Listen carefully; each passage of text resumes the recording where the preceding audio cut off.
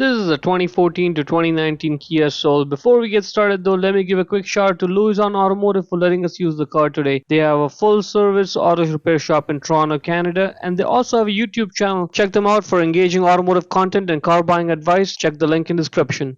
Let's go ahead and open the rear left door. This child door lock feature is only for the rear door, not for the front doors. Now right over there, you see that slot?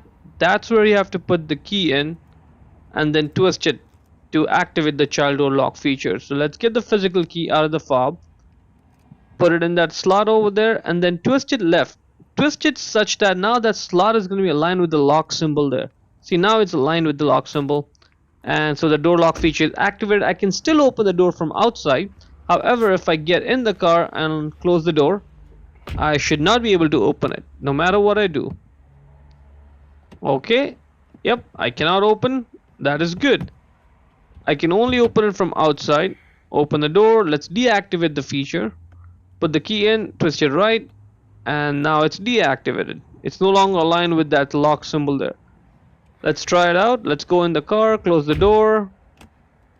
I should be able to open the door now. Okay, and that is looking good. Now for the right side door, same process. Let's try it out.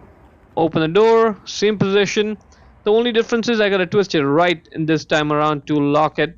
It's activated now. Let's go in the car, close the door, and see if I can open it. Nope. And that is good. That's working as it should.